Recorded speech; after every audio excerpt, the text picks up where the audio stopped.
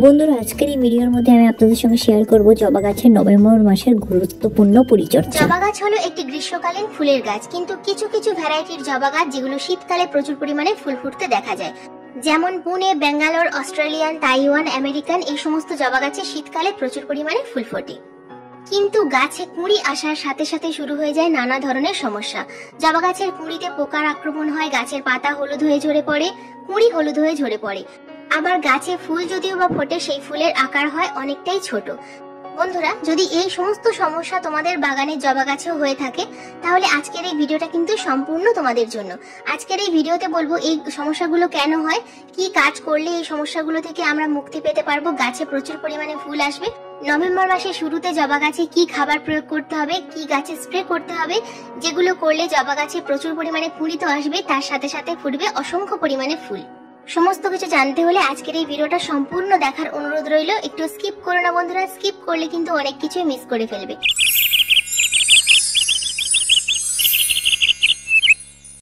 নমস্কার বন্ধুরা, Mickey Minnie gardens এর মধ্যে আপনাদের সকলকে স্বাগত জানাচ্ছি। বন্ধুরা, প্রথমেই বলবো টিপস নাম্বার 1। জবা গাছ আমরা এই সময় নার্সারিতে যদি কিনতে যাই, তাহলে হাইব্রিড জবা গাছ কোনটা আর দেশীয় জবা গাছ কোনটা আমরা বুঝবো কিভাবে? নার্সারিতে গিয়ে তোমরা লক্ষ্য করবে যে জবা ফুলের কুঁড়ি উপরের দিকে মুখ করে রয়েছে, সেগুলোই জানবে যে হাইব্রিড জবা গাছ, কিন্তু দেশি জবা গাছের কুঁড়ি নিচের দিকে ঝুলে থাকে। তাই জবা গাছ কিনতে যাওয়ার সময় এই জিনিসটা যদি আমরা লক্ষ্য করি, তাহলে কিন্তু আমরা ঠকবো না, আমরা ঠিকঠাক জবা গাছ নার্সারি থেকে কিনে আনবো। টিপস নাম্বার 2, আমাদের বাগানে এই সময় যে জবা ফুলগুলো ফুটছে, অনেক সময় দেখা যায় যে কুঁড়িগুলো অর্ধ ফোটা হয়ে থেকে যায়, পুরোপুরি ভাবে ফোটে না।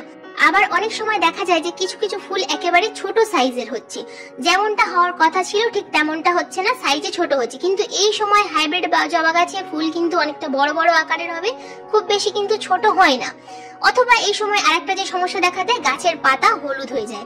গাছের পাতা হলুদ হয়ে যাওয়া বা ফুল আকারে ছোট হওয়া বা ফুল না ফোটা, এগুলো কিন্তু অনুখাদ্যের অভাবে দেখা যায়। তো আমাদের প্রথমে যে কাজটা করতে হবে, গাছের হলুদ পাতাগুলোকে তুলে ফেলে দিতে হবে। এই হলুদ পাতাগুলো কিন্তু গাছে রাখা যাবে না। এই প্রত্যেকটা সমস্যার সমাধান পেতে হলে কিন্তু গাছে আমাদেরকে অনুখাদ্য স্প্রে করতে হবে। যে কোনো অনুখাদ্য, বোরন সমৃদ্ধ অনুখাদ্য হলে কিন্তু খুব ভালো হয়। তো গাছে 15 দিন অন্তর অন্তর যদি অনুখাদ্য স্প্রে করো, তাহলে এই সমস্যাগুলো আর থাকে না। টিপস নাম্বার 3, এই সময় নার্সারি থেকে যদি তোমরা হাইব্রিড ভ্যারাইটির যে কোনো, অর্থাৎ পুনে, বেঙ্গালোর বা আমেরিকান, অস্ট্রেলিয়ান ভ্যারাইটির জবা গাছের চারা কিনে আনো, তাহলে সেই চারা গাছকে কিভাবে তোমরা প্রতিস্থাপন করবে? তো আমি এই যে গাছটা দেখতে পাচ্ছ, এটা কিন্তু ডাল থেকে চারা তৈরি করেছি। শীতকালে কিন্তু গাছ একেবারে ছায়ায় রাখা যাবে না। বন্ধুরা, এবার বলবো আমরা গাছে কি খাবার প্রয়োগ করব। এই সময় কিন্তু নভেম্বর মাসের শুরুতে আমাদেরকে একটা মিশ্র খাবার প্রয়োগ করতে হবে, যে কোনো মিক্স ফার্টিলাইজার। তো আমি যদি হোমমেড খাবার গাছে প্রয়োগ করি, সেই হোমমেড খাবারের সঙ্গেও কিন্তু কিছু অর্গানিক খাবার মিশিয়ে প্রয়োগ করব, কারণ এখন কিছু খাবার আমাদেরকে দিতেই হবে। সব সময় তরল খাবার দিলে হবে না, তাই মাঝে মধ্যে কিন্তু মিক্স ফার্টিলাইজার অবশ্যই আমাদের দিতে হবে। এখন যদি আমরা খাবার প্রয়োগ না করি, তাহলে গাছের ফুল ছোট হবে, গাছের পাতা হলুদ হয়ে যাবে, গাছের বৃদ্ধি ব্যাহত হবে। তাই এই সময় আমাদেরকে কিন্তু একটা মিক্স ফার্টিলাইজার প্রয়োগ করতেই হবে। বন্ধুরা, আমি কিছুদিন আগে কিন্তু তোমাদেরকে সেপ্টেম্বর মাসে একটা মিশ্র ফার্টিলাইজার তৈরি করা দেখিয়েছিলাম। সেই যে খাবারটা তৈরি করা দেখিয়েছিলাম, সেই খাবারটা যদি তোমরা তৈরি করে থাকো, তাহলে সেই খাবারটা কিন্তু এখানে, তবে যদি না থাকে তাহলে আজকের যে খাবারটা দেখাচ্ছি এই খাবারটা প্রয়োগ করবে। তো এখানে দেখো, সামান্য কয়েকটা খাবার নিয়েছি। এই খাবারগুলোই তোমাদেরকে কিন্তু এই নভেম্বর মাসের শুরুতে প্রয়োগ করতে হবে, তবেই কিন্তু তোমরা ভালো রেজাল্ট দেখতে পাবে। আর যদি মিশ্র খাবার যেটা তৈরি করা আমি দেখিয়েছিলাম, সেটা যদি করে থাকো, তাহলে সেটা কিন্তু এখানে তোমরা 2 মুঠো পরিমাণ দিয়ে দেবে। আর খুব ভালোভাবে মিশিয়ে 10 ইঞ্চি টবের মাটিতে সম্পূর্ণটাই কিন্তু প্রয়োগ করতে হবে। যদি 8 ইঞ্চি টব হয়, সেক্ষেত্রেও কিন্তু এই এতটুকু খাবারই তোমরা প্রয়োগ করবে। তো মাসে কিন্তু একবার, এই প্রথম নভেম্বর মাসের শুরুতে এই খাবারটা প্রয়োগ করো। এই খাবারটা প্রয়োগ করলে তোমরা কিন্তু গাছে দুর্দান্ত রেজাল্ট দেখতে পাবে। কম্পোস্ট যদি তোমরা 15 দিন অন্তর অন্তর টবের মাটিতে প্রয়োগ করো, অন্যান্য যদি কোনো খাবার না গাছে দাও, তাহলেও কিন্তু গাছ খাবার গ্রহণ করতে পারবে, টবের মাটি উর্বর থাকবে এবং গাছের পাতা সব সময় সবুজ থাকবে। যেহেতু কম্পোস্টের মধ্যে আছে নাইট্রোজেন, সেই কারণে আমাদেরকে কিন্তু প্রত্যেক মাসে 15 দিন অন্তর অন্তর কম্পোস্টটা প্রয়োগ করতে হয়, তবে গাছের মাটি ভালো থাকে, তো গাছের মাটিটা আলগা থাকে। এই যে খাবারটা দেখালাম বন্ধুরা, এটা কিন্তু এই নভেম্বর মাসের শুরুতে একবার প্রয়োগ করবে।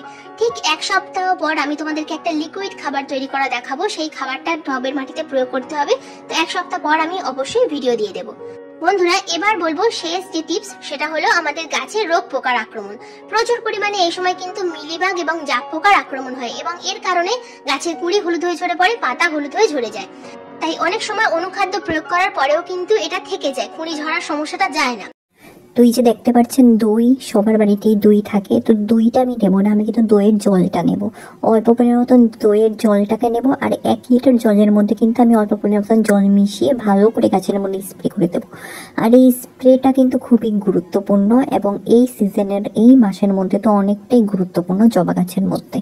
গাছের পাতা এবং কুঁড়িতে খুব ভালোভাবে স্প্রে করবে। এটা কিন্তু সন্ধ্যার দিকে করতে হবে, খুব বেশি রোদ্দুরে কিন্তু স্প্রে করা যাবে না বন্ধুরা। এছাড়াও আমি কিন্তু আমার বিভিন্ন ভিডিওতে ঘরোয়া ট্রিটমেন্ট দেখিয়ে থাকি।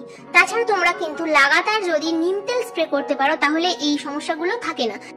তো চলুন বন্ধুরা, যদি আপনাদের এই ভিডিওটা ভালো লেগে থাকে তাহলে অবশ্যই আপনারা আপনাদের প্রিয় গার্ডেনিং ফ্রেন্ডসদের সঙ্গে এই ভিডিওটা শেয়ার করবেন, আর অবশ্যই আমাকে জানাবেন। তো ভিডিওটা ভালো লাগে কিন্তু অবশ্যই একটি লাইক করবেন, আর যারা নতুন এসেছেন, নতুন দেখছেন, অবশ্যই আমার চ্যানেলটিকে সাবস্ক্রাইব করে দেবেন, কারণ এটা আমার নতুন চ্যানেল। আপনারা যদি আমাকে সাপোর্ট করেন, ভালোবাসেন, তাহলে অবশ্যই আমি এগিয়ে যেতে পারবো। আর আমি কিন্তু সমস্ত ঘোরা টোটকা শেয়ার করি। আবার বলছি, আপনাদের থেকে কিন্তু 1 টাকাও খরচ হতে দিই না। আমার বানানো অর্গানিক ফার্টিলাইজারগুলো কিন্তু গাছের মধ্যে দ্রুত কাজ করে। চলুন তাহলে পরবর্তীতে নতুন ভিডিও নিয়ে, আবার নতুন টিপস এন্ড ট্রিক্স নিয়ে আবার আসছি। ভালো থাকবেন, সুস্থ থাকবেন, ধন্যবাদ।